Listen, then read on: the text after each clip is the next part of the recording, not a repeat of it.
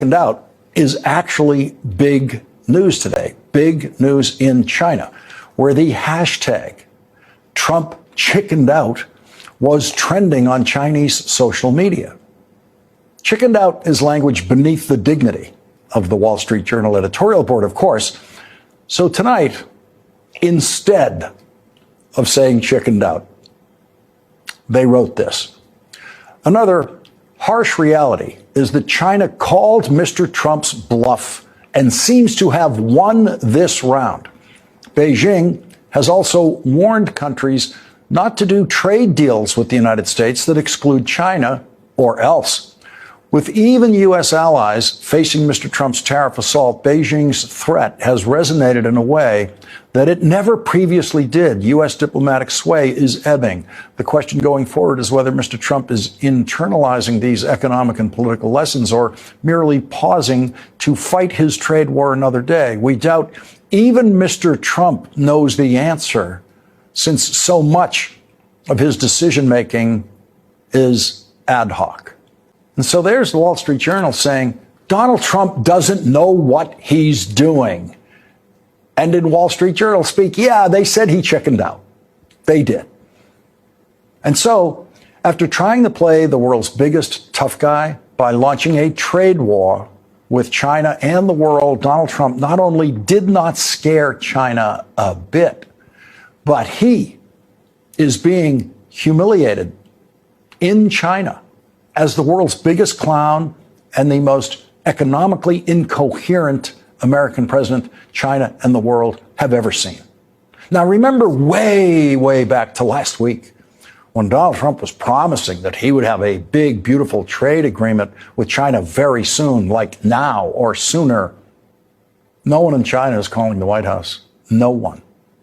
And so with absolutely no proposal on the table from China, no concession from China, nothing but sharp, targeted, retaliatory action taken by China against the American economy, Donald Trump has decided to surrender to China without China giving Donald Trump anything in return. Absolutely nothing. Donald Trump said today that he was going to, at some time unknown, cut his absurdly high tariffs on Chinese goods, saying that the tariffs will, quote, come down substantially, but it won't be zero. Those were his words. Won't be zero. So now tariffs that were 145%, Donald Trump is saying won't be zero. Okay. And because Donald Trump is publicly losing his trade war and publicly surrendering to China, the stock market gained back some of its massive Trump losses today. The stock market wants Donald Trump to lose. That's what they're saying. They want him to lose his trade war. The stock market wants Donald Trump to surrender in the craziest worldwide trade war ever initiated in the history of the world. And that's why the stock market went up today, because the Trump tariffs are terrible for the American economy, terrible for American consumers, terrible for American workers, and terrible for Wall Street. And Donald Trump said they're going to come down. It's all it took. It's all it took for the stock market to go up. Remember when Donald Trump was promising how quickly China would be calling him, the president of China would be desperately calling Donald Trump to make a deal?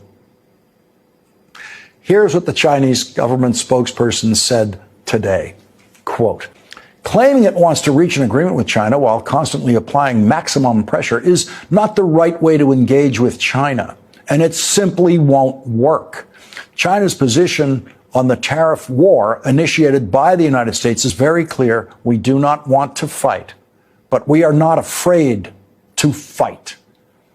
If it's to fight, we'll fight till the end. If it's to talk, our door is wide open. We'll fight to the end.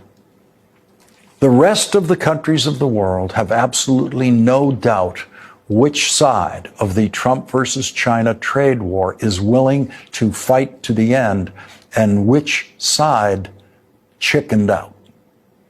Donald Trump, the man who never apologizes, the man who never backs down, but in fact frequently backs down, sounded like he was trying to apologize to China. I'm going to say, no, I'm not going to mention COVID. I'm not going to say, oh, I'm going to play hardball with China. I'm going to play hardball with you, President Xi. No. We're going to be very nice. Oh, he's not going to blame them for COVID. Remember when he said he was going to blame them for COVID, like last week, make them pay for COVID in whatever his final trade deal with China would be in his trade war with China? That's what he said. He brought it up. That's why he was asked about it today. Are you going to blame them for COVID-19 when you're negotiating with them? And he said, oh, no. That was the cowardly lion roar you were hearing. That was the Trump nonsense. Now, Donald Trump is publicly begging President Xi to call him. And President Xi is not calling. The president of China is not picking up the phone. He's sending out a spokesperson to say, we'll fight to the end. No one in the Trump administration has said, we will fight to the end.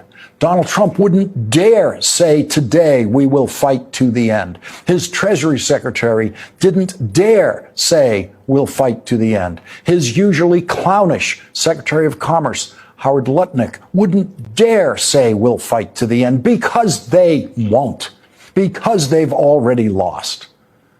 Donald Trump's constant public flailing around ignorantly about tariffs in the White House these days has become a much more difficult rhetorical challenge for him than the way he idiotically talked about tariffs during the presidential campaign and lied to his voters every single time. He constantly told his campaign rallies that China would pay the Trump tariffs. He constantly told voters that not one of them would ever pay a Trump tariff, when in fact all of them and only them would pay the Trump tariffs, and China would never, and no foreign country would ever pay a tariff imposed by the United States. They never have, they never will, because that is not how tariffs work. Donald Trump never admitted that a Trump tariff, a tariff imposed by the United States, is simply an increase on the price of that product in the United States and only in the United States, and is only paid by buyers in the United States. But today, in his desperate tariff ramblings, Donald Trump finally admitted in one line, one little line, how tariffs actually work. Donald Trump said the words, and this was very little noticed today by the news media. He said the words about tariffs. He said, you add that to the price of a product. Yeah, that's what I've been saying about Donald Trump's tariffs since the first time he ever used the word tariff years ago. And today, Donald Trump finally, after years of lying every single time he talked about who pays the tariff, after years of lying about that, he finally said in a little noticed comment, which those of you who've joined me in this multi-year crusade against Trump tariffs here in this program really deserve to hear. So when you add that to the price of a product, a lot of those products aren't going to sell.